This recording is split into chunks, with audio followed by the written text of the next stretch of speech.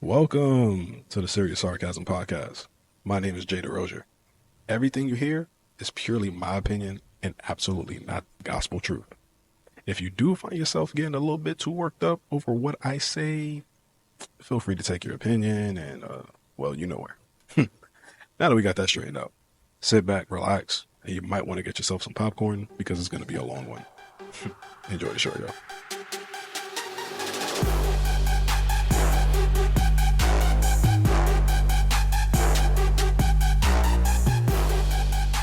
What is going on? My name is Jaylen Rozier. Welcome to the Serious Sarcasm Podcast. Another week of nonsense in the world and another day of me speaking on it.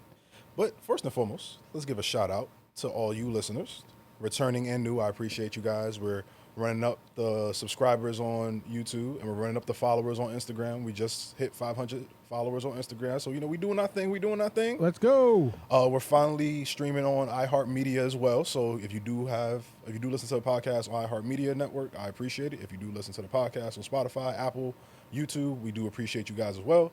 And of course, you heard his voice already, but I'm gonna shout him out regardless. The voice of God, the eye in the sky, the podcast, Dr. Phil. Hello.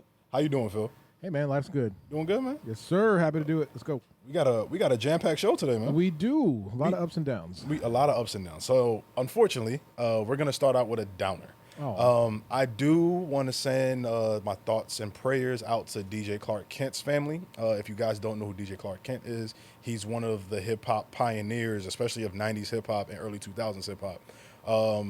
A famous rapper by the name of Jay-Z said if it wasn't for DJ Clark Kent, Reasonable Doubt, his first album would have never happened. So if you didn't know, DJ Clark Kent did pass away from colon cancer. Damn. So once again, another situation where we say, fuck cancer. That's like the black guy killer, man. Colon cancer literally be killing black men all the time, which is crazy, right? Yeah, Chadwick. Yep, Chadwick. But remember when Chadwick went, that shit was, ugh. Yeah, Shit was I ugly. remember when people were making fun of him. Yep, and that's why that shit still hurts to this day, because I tell people all the time, bro, don't make fun of people's appearances, because that Chadwick shit should have taught the whole world, mind your fucking business. Yep. But to DJ Clark Kent, man, I want to send my condolences and prayers, and I want people to understand how important DJ Clark Kent was to our culture, because not only Reasonable Doubt, like, I love the dough from Biggie, Brooklyn's Finest, Jay-Z and Big, like, Clark Kent got some hits, especially in the 90s, early 2000s, like, that he produced. Believe it or not, DJ Clark Kent is the reason why Jay-Z and Biggie met in that studio session. Really? Yeah, because they went to the same, Biggie and Jay-Z went to the same high school, but Jay-Z didn't really know Biggie. And they were doing Brooklyn's Finest. DJ Clark Kent said to Jay, like, yo, let's get Biggie on the record. Dame Dash was like, nah, fuck that. We ain't giving Puff no money. But he was like, nah, we ain't giving Puffy no money. Like, nah. Like, we want Big on the track, but we ain't give Puffy no money. And then DJ Clark Kent pulled a fast one. He invited Biggie to the studio session without telling Jay-Z and Dame Dash. He was like, yo, I'm going to be right back. He went to the bathroom, went downstairs to go get Biggie, came back in with Biggie and was like, hey, guys, here's Biggie if you want to meet him. And he was like, him and like Jay-Z and Biggie chopped it up for like a good 10 minutes, then went in the booth and killed it. But the funniest part of that story actually is that Jay-Z, Jay-Z famously doesn't write his rhymes, right? He just thinks of it and then goes in the booth and spits it out. Hold on. Yeah. With that, I have a problem with that. What's up? How do you recite your lyrics when you're doing a concert then if you don't write your lyrics out? But don't they usually have the screen on the floor for acts? I've seen some acts, like, especially singers, they'll have like a little screen on the floor, like a monitor. Yeah. To like, find a place, kind of like karaoke style. Okay. Well, maybe you're right then. But I always, because Lil Wayne says he has a hard time doing that. So he don't play certain songs because he don't remember them. I've heard Lil Wayne say that. That makes sense, though. That does make sense. All right. But the crazy part about that story, too, is that Jay-Z did his verses, and he did, like, the gaps in the verses so Biggie can hop in. And Biggie couldn't do the same thing Jay-Z did. So Biggie took the record home to, like, write to it, and then he sent the record back to Clark Kent, like, 2 months later. Nice. It was like, yo, I finally finished it. I was like, yo, that's crazy to me. But, man, the DJ Clark Kent, whether it be hip-hop, whether it be the things that you've done in the culture, whether it be even things you've done in the sneaker game, like, DJ Clark Kent is the original sneakerhead, by the way. I don't think a lot of people know that either. He's literally the first sneakerhead, technically, speaking. But to DJ Clark Kent and his family, his fans, I'm one of them. I send my thoughts and prayers and condolences. And God has his favorite DJ next to him now, man. Do want to kind of keep it in a somber note for a little bit. For those who may not know, today we're recording is November 1st, Friday. That means it's the day after Halloween. If you don't know or you haven't heard, there was a mass shooting in downtown Orlando where we are recording from. Unfortunately, another act of senseless violence hit another city in America. This time around, Phil, I don't know what to say about this one, man. Like, it was a 17-year-old kid. Let me get his name right. I don't want to butcher the kid's name because I already know he's probably all over Fox News and they're talking about, is it the music that's causing these crimes? But his name is Jaylen Dwayne Edgar, 17 years old, was in downtown Orlando on Halloween night and shot up downtown Orlando. If any city knows, when it's Halloween, downtown, the club area, club strip is always jam-packed like it's New Year's Eve, let's be real. And this young man came in there and just had one thing on his mind, to shoot people up. What bothers me about this is that he's 17 years old. What is a 17-year-old doing with a gun like this? Well, he had a pistol, I think it was. But what is a 17-year-old doing with a gun? On top of that, Phil, it was Thursday night. Why are you not at home? Isn't it a school night? This kid ain't in school. Come on, man. I know, but isn't it a school night? But to the victims, man,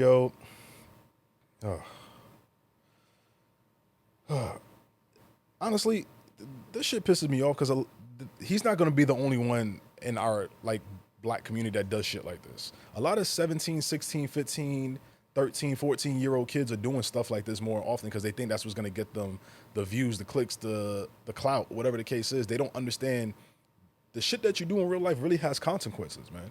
You young niggas need to understand this. Like, you YNs need to understand this. This shit got real consequences. This kid is probably going to be in jail for the rest of his life. He killed 2 people, one of them point blank range, and shot 6 other people in a crowded downtown area that had at least 3,000, 4,000 people on that one street. At least, bare minimum. I have an older brother who is a manager and a club owner downtown. And when I woke up in the morning and I see him text me saying that he was safe, I swear to God, my heart dropped because I didn't know what was going on. One of my best friends, a fan favorite of the show, Trey, was at downtown when the shooting happened. Another fan favorite of the show, our previous guest, Miriam J, was on the podcast, and she was in downtown when it happened. And those two were especially those two specifically, they were so close to where this happened. And you know what, man, it is what it is, bro. It is what it is. It's never going to change. It's never going to change at this point. But to the people who were killed, their families and friends, the people who were hurt, their families and friends, I want to send my thoughts, praise, and condolences because this shit is ridiculous at this point. And it's been ridiculous since Sandy Hook. Shit, to be honest with you, I was born in 93. Columbine happened in what, 92, Phil? 99. 99, my bad. I'm way off. But it's been ridiculous since Columbine. And that's 25 years ago, y'all. 25 years ago. But my thoughts and prayers and condolences go out to all the families of the victims. And let's get this show really on the road. Let's talk about Meg Thee Stallion. All right, let's get it. Meg, damn, she's so fine. I know, man, she's hot. That girl. Does body count matter with somebody like that? I don't give a damn. Like, I wish I had glasses on. I turned into an uncle. What's all that movement back there? What's all that movement back there? But let's talk about Meg Thee Stallion. So, Phil, you remember a while ago we had an episode where we talked about the dangers of AI? Oh, yeah. And remember I mentioned to you the Meg Thee Stallion had like a sex tape, but it was a deep fake AI generated video, correct? Yeah, I fapped to that like 7 times. Would you like to know that Meg Thee Stallion is actually suing the person who posted that video? Oh, I would assume so. She would. But not only is she suing that person, she's also suing that person for spewing, tweeting, and reporting on lies on Meg Thee Stallion, whether it be things in her trial versus Tory Lanez, whether it be just her personal life in general. And Meg Thee Stallion is actually probably going to win this lawsuit. Oh, absolutely. Let me explain why she's going to win this lawsuit. But AI video to the side. This is one thing I always learned about social media nowadays. If you don't feel like you're in the wrong, you don't delete your tweet or your post, correct? Unless you're trying to protect yourself. That's true too. Someone told her to delete it. Exactly. So, but guess what? In Twitter, nothing, let's be real. In the internet, nothing's ever deleted. Nope. Nothing's ever. You can find it on some server, some backlog on somebody's page. You can find it.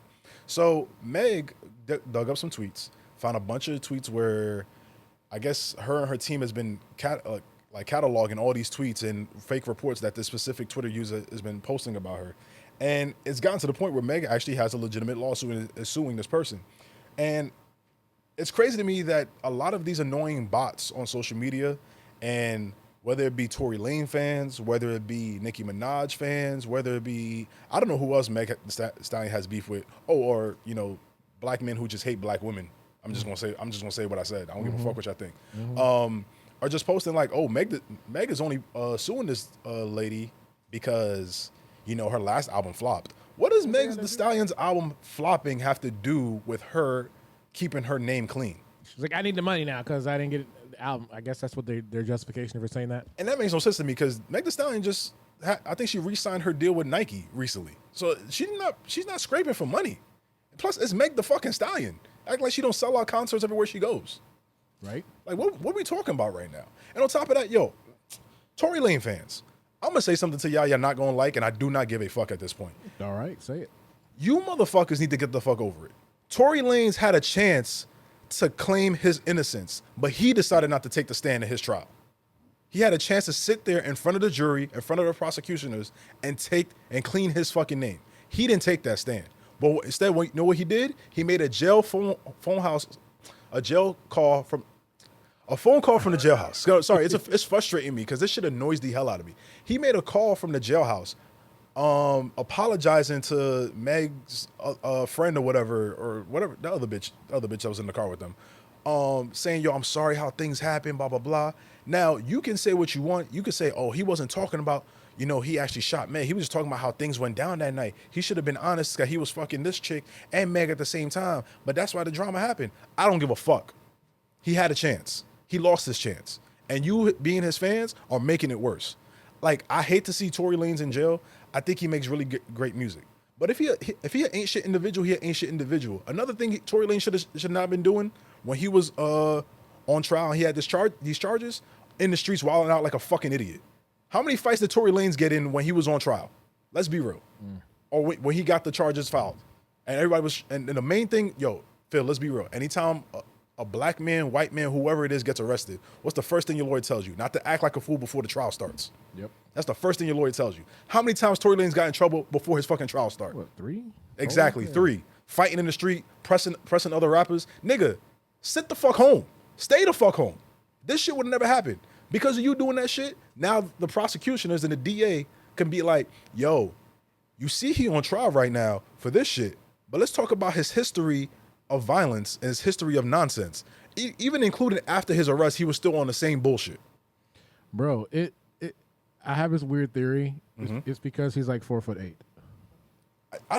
People say the same thing too. I think he may have. He does have Napoleon complex. I think he may have a Napoleon complex. I'm gonna be real. I mean, and that's not to fault him. Like, oh, yo, he ain't shit. He deserves to be in jail because he has a Napoleon complex. But at a certain point in life, man, and I'm gonna speak on the same type of shit right now in like 2 topics from now. At a certain point in time, when you have a certain amount of money and you got a certain amount of fame, you got to understand that you're responsible not only for yourself, but also feeding like 10, 30 other people, especially in Tory Lanez's case. You're responsible, especially him being an independent artist, you're responsible for feeding 30 other people. Nigga, act the fuck right. That's all you got to do. Act right. Go home. Don't be outside acting like a fool. Go home. Act right. Make your music. And he's incredible at his fucking craft. And it sucks to see him in jail. I shouldn't really be talking about Meg, but the Tory Lanez shit is just goes hand in hand with this shit. But anyways, case fucking closed, man. Tory Lanez is in jail for 10 years? I think he'll get out early on good behavior because I don't think he's in jail wilding out, to be real with you. Let's be real. Like, if I'm in jail for 10 years, I'm not wilding. I'm sitting my ass down. You got a lot to think about. Got a lot to think about. So, Tory Lanez, man, I hope you're staying safe in there. But to his fans, that's my standpoint on it. If you could shit on me, call me a simp, I don't give a fuck. Just like the fresh and fit niggas sending their fans in my YouTube comments, I do not care. You niggas aren't real niggas. You niggas aren't real people. They still going at me. That's the thing. That's the crazy part. Fudo Farquaad guy? Yeah. Fuhat? Nah, Fuhat. Fuhat is the dude from Shits and Gigs. Not them. They fans are really not going at me. No. No, his name is, yeah. Oh, yeah, that's right. The Myron's name is like Foodle something. Yeah, Myron's real name is actually that. It's crazy how he changed his whole name to make himself more accepted in the black community. But anyways, the next topic I'm going to talk about, speaking of acting like fools in the street, let's talk about Ray J and Diddy's kids. Okay, as you can see, Chris Brown is on the screen as well, but let me explain what happened. So, allegedly, actually it's not alleged, it's been confirmed by many sources, but Ray J got into an altercation with Diddy's kids. When I mean Diddy's kids, I'm talking about Quincy, who is Diddy's stepson, Justin, who is Diddy's firstborn, I believe, and Christian. Christian is, if you guys know who Christian Combs is, King Combs, the rapper. And never mind. But supposedly they got into a fight with Ray J, or tried to press Ray J with like 10 goons. They tried to press Ray J. And the person who actually broke up the fight, because he was driving past and seen the fight about to happen, was Chris Brown. That's a crazy headline, right? That Chris Brown broke up a fight between Ray J and Diddy's kids, right? That's crazy to say out loud, right? Yeah. So what sparked the incident is that Ray J had some comments that weren't, I guess, the best about Diddy and Diddy's case. And, you know, Diddy's kids wanted to defend their dad's name. Now, I'm going to name this episode the Act Right episode. And let me explain why. Act right? That you need to act right, or just Act Right episode. Let me explain why. Because these first three topics, it's literally just plain and simple. You need to learn how to fucking act right. Diddy is on trial for a whole bunch of shit, a whole bunch of bullshit, right? Wouldn't you think, as his kids, to show that you were raised in a good home by a good father, you wouldn't be in the streets acting like fools and trying to start violence? Am I wrong? No, you're absolutely not wrong, but you got a level of arrogance when it comes with money. This is true. This is very true. I would not dispute that at all. But at a certain point in time, like I said with Tory Lanez just literally 2 minutes ago, at a certain point in time, you got to understand you're responsible for more than just yourself. And in Diddy's kids' case, you're responsible for more than just yourself. You're responsible also for your dad's name. Your dad is trying to clean his name right now, and hopefully he gets his day in court. And I hope he gets his day in court, to be honest with you, because I would love to see that trial happen. But it's up to you as his kids now, his birthrights. Like you guys have to just be calm, act cool, chill. Don't be on the streets acting like fucking idiots. That's all y'all got to do. On top of that, I think the worst thing for them to do was to press Ray J, out of all people, in L.A. I don't think people really know who Ray J really is outside of singing. Outside of the Kim Kardashian sex tape and outside of like the TV show and singing and Moesha, I don't think people really know who Ray J really is in these streets. Like, Ray J's not the one to fuck with. I'm just saying. I've heard some things from some people who I really am close with, and Ray J's not the one to fuck with. I don't understand what's wrong with y'all acting like fools with Ray J. But you guys doing this shit, here's the thing that bothers me too, Phil. If Diddy is found innocent for the baby oil shit, the sex trafficking, all that shit, you know what the worst part is? What's that? He's still guilty of beating Cassie. We all saw the video. And you can't defend that. I don't care who the fuck you... Let me say this. I don't give a fuck who the fuck you three niggas try to press. Even if it's me, your dad is still a piece of shit for putting his hands on Cassie in front of that elevator. We all saw the video. So now what you got to say? Y'all can tweet to me, send shit in the comments. Anybody who got an issue with what I just said, Diddy still ain't shit for putting his hands on Cassie in front of that elevator. Now tell me I'm wrong. Dragging her, too. Dragging her down the hallway. Throwing shit in the hallway, having a temper tantrum, trying to beat the fuck out of her and threaten her. Now what you got to say about that? That's not me acting tough. That's me being real. You can't defend that. No one can defend that. And I remember mad people, especially Diddy, was like, oh, all these shits, everything that Cassie filed in that lawsuit is a lie, blah, blah, blah. And then he was basically, standing tall like everybody lying on his name. And then sure enough, what happened? The video came out. You know what's crazy too, Phil? The video came out too because Diddy's son, Christian Combs, I don't care what no one says. I got a conspiracy theory about this. Sarcasm time. I got a conspiracy theory about this. I'm pretty sure the video got leaked because Christian Combs had dropped a diss track to 50 Cent. And in that diss track, he was taunting the feds, right? And then less than 2 days later, the video of Cassie got leaked. Now, you tell me how that happened. Yep. I bet you. Every time you dumb motherfuckers do some dumb shit, some other shit comes out about your dad. The last time y'all did some dumb shit, guess what happened? Your dad got arrested. They already had all this stuff. So Exactly. So honestly, you motherfuckers is idiots. That's how I feel about it. But Ray J, my man, keep your head up. I think, like I said, I think Ray J. I don't think Ray J's the one to fuck with. I don't think people understand that shit. But let's talk on the next topic. Oh wait, Phil, we got breaking news. What? We got breaking news. What? Thugger is free. Ladies and gentlemen, if you haven't heard the news, Young Thug has been released from prison on probation. So he actually pled guilty to the crimes that he was accused of. And his release is kind of weird. I'm going to be real with you. So he got out on time served, right, Phil? Okay. They gave him a bunch of stipulations in his release. So he has 5 years probation. But supposedly, if he violates the probation at any time within those 5 years, he can be sentenced to up to 20 years in prison. Ah, shit. So it's kind of like a, hey, you want to act right. If you don't act right, this is about to happen. And I think that's fair to a certain extent. But at the same time, I don't think it's fair because we live in a country where we're supposed to get a speedy and fair trial, correct? Yep. How long Young Thug was in jail for while Years. trial delays, the DA doing dumb shit, the DA and the former judge on his case colluding with a witness trying to get, I don't know, they colluded with a witness and then they got mad because Young Thug's lawyer found out about it and pressed the judge in court about it. Years. Like years. Young Thug did not have a speedy, fair trial. And plus, come to find out, this was the longest criminal trial in the state of Georgia history. That's not crazy, right? Wow. That's crazy, right? I didn't know that. But I'm happy Young Thug is out, man. Also, on top of Young Thug being out, let me just say this. To all you rappers, to all you hip-hop journalists, to all you bloggers, all you streamers, all you podcasters that have been shitting on Gunna for so long, do you know what Young Thug asked for on his release? What? Because one of his stipulations is he can't rap about guns or violence or gangs, right? He's banned for 10 years from the metro Atlanta area, right? Whoa. How? What? Yep, it's a whole bunch of shit. 4 times a year he has to speak or perform at a anti-gang rally for kids, right? Damn.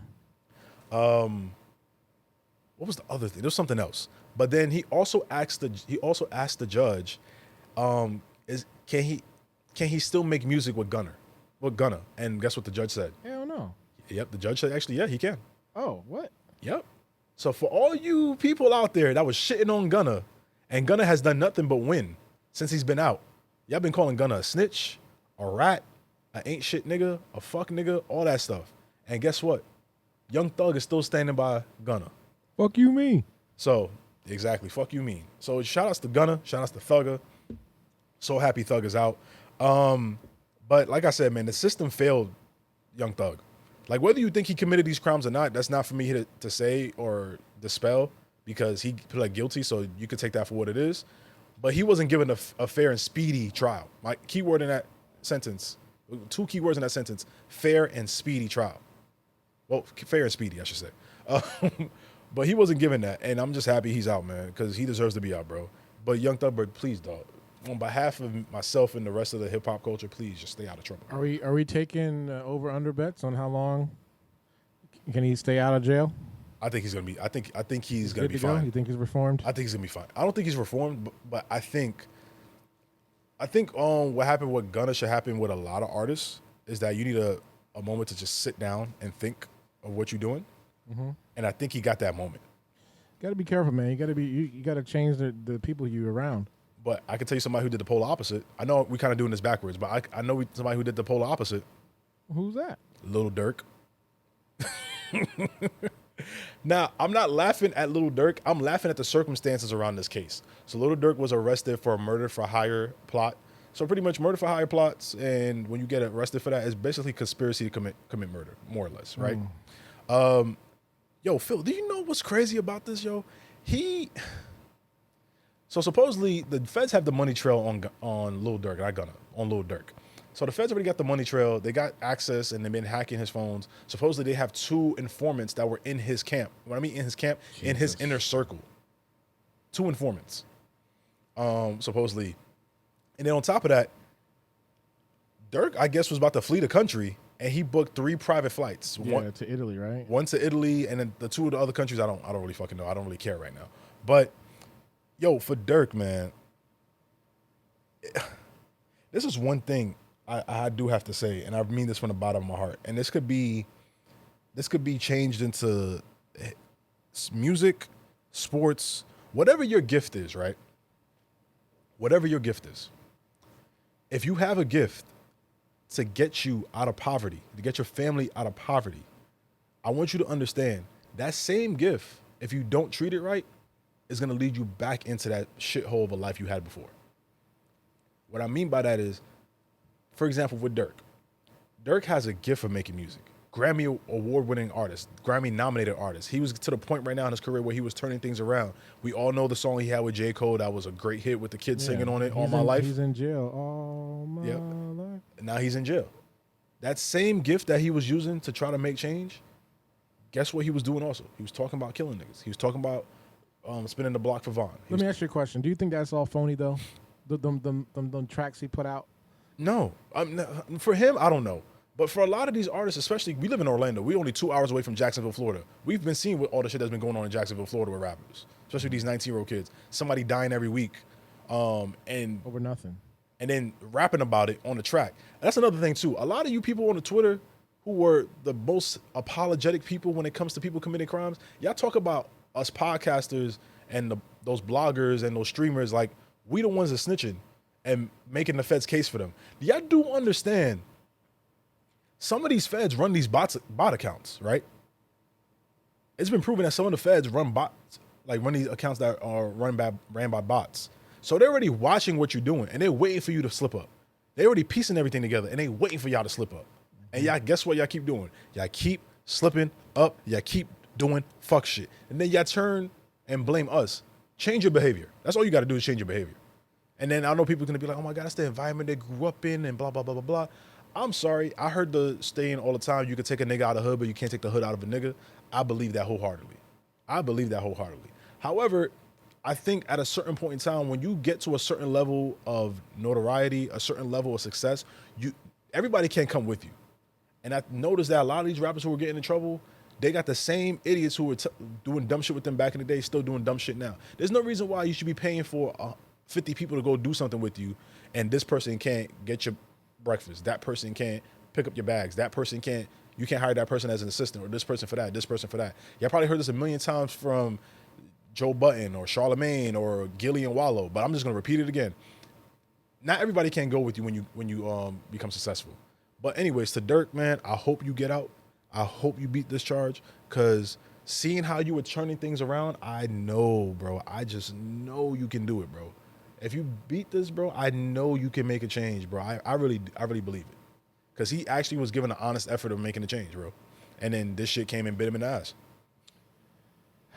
But King Von was a trash dude. Yeah, I'm not. Why are you trying to ride for that? That menace. I know, but I'm not gonna speak on dead people. Only dead person I'm gonna piss on is always Hitler. Okay. Oh wait, Christopher Columbus. Only Christopher we acknowledge is Wallace. Oh, okay. Not even Chris Tucker? That's Chris Tucker, not Christopher Tucker. I said Chris Tucker. That's Chris Tucker. Well, he's not dead, so. Yeah, exactly. You're talking about dead Chris's. So we coming towards the end of the episode, and you already know the best segment of the show, bro. What you on? Phil, man, there's so many choices for the Bro What You On nominees this week, man. We could talk about Tony Highcliffe and his terrible Puerto Rican joke saying Puerto Rico is a island full of garbage. We could speak on the Chicago Bears DB who wasn't paying attention and trolling fans, and then ended up being the one that forced Washington to win of a Hail Mary that he tipped. We could speak on Donald Trump and his supporters wearing trash bag outfits to kind of troll Joe Biden. We can speak on Tory Lanez fans. We could speak on Punch from TDE speaking on hip-hop journalists, because he's actually pretty right about what he said. The Bro What You Want would be on the hip-hop journalist kind of attacking Punch on his remarks. You know, I can't even talk about DJ Envy. You know who DJ Envy is, right? Yeah. Did you see what DJ Envy dressed his daughter as for Halloween? Who? DJ Envy. Dressed as who? He dressed his daughter. his For like what? 4-year-old daughter for Halloween. For what? What did he dress her as? He dressed her in lingerie as Little Kim from the 90s, bro. Ew. And she was singing like the most sexual lyrics. Ew. And they're like, oh my God, this is so cute. No, nigga, that's bad, bro. Ew. And he still got the video up on his Twitter page right now. Ew. At the time of this recording, DJ Emmy still got that video up of his daughter dressed as Lil' Kim Ew. for Halloween. Pervert. I'm sorry. I know it's your daughter. God bless you and your family. But my nigga, you looking kind of... That's gross. You look kind of weird, bro. I'm just saying. But we actually going to speak on CNN, bro. This is a CNN not really reporter, but contributor, former CNN contributor by the name of Ryan Girdusky? I can't pronounce his last name, but Ryan.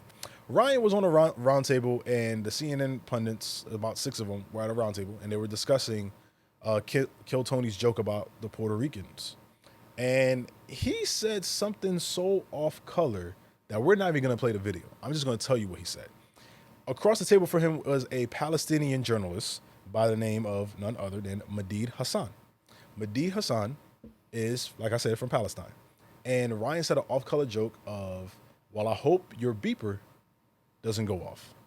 If you guys don't know what the beeper joke is, there's a couple of people overseas. The beeper means time clock. Time clock as in self-bomber. And he said, I hope it doesn't go off. This is the prime example. And I'm not going to bring this into politics. This is more just being human and being racial. This is just being human. And we're talking race right now. That is racist. There's no space for that in our society. And the fact that stuff like this is growing more and more day by day, whether it be white people to black people, Hispanics to black people, white people to Hispanics, Asians to Hispanics, Hispanics to Asians, it's just growing more and more in society. Now, I'm not going to sit here and be like, oh, when Obama was president, none of this stuff was going on. But the reason why this dude, Ryan, is getting a bro what you on, and it's the exact reason, he said the joke, right, Phil? I don't know if you saw the video, but he said the joke, right? And he thought the joke was going to land. And when it didn't land, he tried to apologize right away. It's not on some like, oh, he felt remorse. No, he only felt remorse because the joke didn't hit. Yeah. So, for Ryan, you get a bro what you on. I'm like, bro, what you on? And if you guys didn't know, just to give you an update on that story as well, he was banned from CNN. Literally banned from CNN. And yeah, this been a crazy ass week, bro, in the world. Hell yeah. It's been a crazy week, man. I know we covered a lot of topics today. This episode was really jam-packed and really concise. But as always, guys, I love you guys to follow the Instagram page, my personal Instagram page, and even the Serious Sarcasm Instagram page, Twitter, TikTok, YouTube. Like I said, we're on iHeartMedia, we're on Apple, and we're on Spotify, and on YouTube. On behalf of myself, this J DeRoja Media Network, and Phil, thank you for listening to the Serious Sarcasm Podcast, y'all. Have a good one.